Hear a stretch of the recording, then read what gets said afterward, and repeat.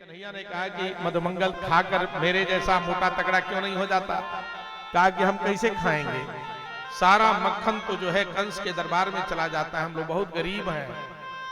देखिए यह जब कन्हैया ने जाना कि सारा मक्खन कर के रूप में कंस ले लेता है, अपने पहलवानों को खिला देता है, तो कन्हैया ने कहा मधुमंगल तू रो मत, मैं तुम लोगों को स्वयं मक्खन खिलाऊंगा। तो सारे ग्वाल बाल बोले कि अपने घर का खिलाओगे तो तेरी मैया पीटेगी नहीं। कहा कि अपने घर इतना मूर्ख समझ लिया क्या, भगवान कहते इतना मूर्ख समझ लिया क्या हमको, अपने घर का थोड़े खिलाऊंगा। कहा कि तब चोरी करेगा क्या। कहा कि हाँ चोरी तो करनी पड़ेगी, एक हम लोग मंडली बनाएंगे जिस मंडली का नाम होगा बाल गोपाल चौर विद्या प्रचार मंडल।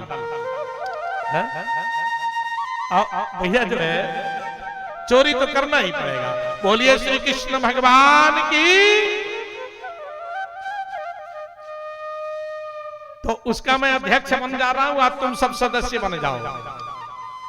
तो सारे ग्वाल बाल कहे कि आज चोरी करते समय हम लोग पकड़ लिए गए तो कहा कि साधारण चोर हमको समझ रखा है क्या, मैं चौरा ग्रगण्य हूं, चोरों का सरदार हूं।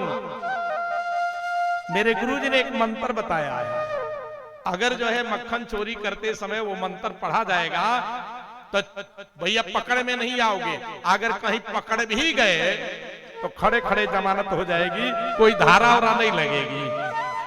बोले बाल कृष्ण लाल की। कहा कि कौन सा मंत्र है। कहा कि मक्खन चोरी करते समय कफल्लम कफल्लम कफल्लम करते रहो, मक्खन चोरी करते रहो। देखिए एक कफल ऋषि जो थे चौर विद्या के जो है ये आचार्य थे। तो महाराज इस तरह से जो है कहते हैं मंडल की स्थापना हो गई और घर घर अविवाद फैल गई। भगवान अब मक्खन चोरी करने लगे हैं। और देखिए गाय दूही नहीं गई है तब तक जो है बछड़ों को खोल देता है कन्हैया, आ जाकर जो है सारा दूध पी लेता है बछड़ा। लोग जो है अपने घर में रसोई बनाकर रखते हैं, भोजन वोजन तो ले आके सारा गाय के आगे रख देते हैं। अब यह जो है मक्खन लुटाने लगे हैं, किसी की मटकी तोड़ देते हैं। महाराज इस तरह से जो है सारी की सारी जो है गोपियां अब मां के पास शिकायत करने लगी है। अब इसके बाद से देखिए ये घर घर शिकायत करने लगी है। एक गोपी कहती है मां मेरे साथ कन्हैया ने क्या किया पता है। कहा कि नहीं बताओ। कहा कि एक दिन मेरे घर में घुस गया कन्हैया मक्खन चोरी करने के लिए। आज जब मैं उसे पकड़ने के लिए गई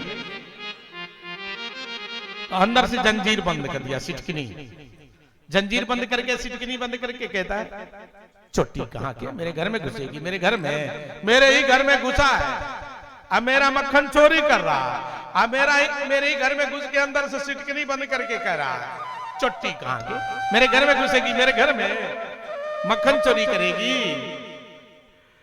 आज जब मैं उससे दूसरे रास्ते पकड़ने के लिए गई तो खिड़की के रास्ते कूद कर भाग गया। आज जब पकड़ नहीं पाई, दौड़ाई या पकड़ नहीं पाई तो दूर से जाके दिखा रहा है ठेंगा ले ले ठेंगा, ठेंगा ले ले ठेंगा। ऐसा है कन्हैया। एक गोपी कहती है मां एक दिन मेरी नई नई बहू आई थी और रात भर जगी थी। सवेरे अपना जो है अपना बाल धुल के और पलंग पर लेटकर अपना बाल सुखा रही थी।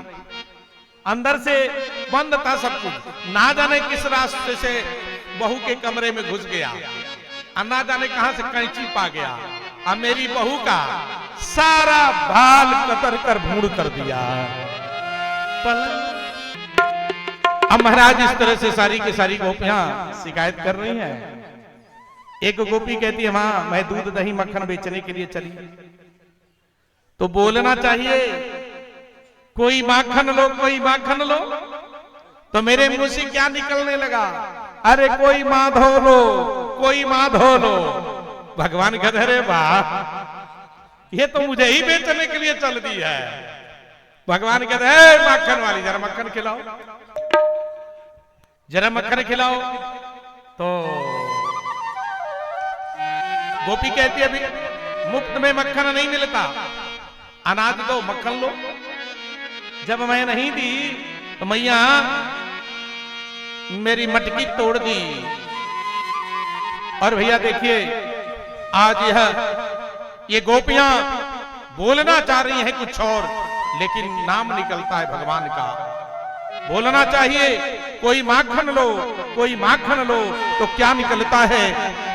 ये कहती हैं कोई माधो लो, कोई माधो लो, सिर धरे। ये भाव विह्वल हो गई हैं, बोलना चाह रही है कुछ और, लेकिन केवल भगवान का नाम निकलता है। ये मक्खन बेचने के लिए भी जाती थी, तो बोलना चाहिए कोई माखन लो, कोई माखन लो, तो क्या निकलता है? कोई माधो लो, कोई माधो लो। ये भैया जो है आप दिन रात जो आपके मुख से निकलता रहेगा, ये भैया जो है हमेशा वही निकलता रहेगा। ये ठीक ढंग से काम भी नहीं कर पाती, क्योंकि इनका मन मनमोहन ने हर लिया है।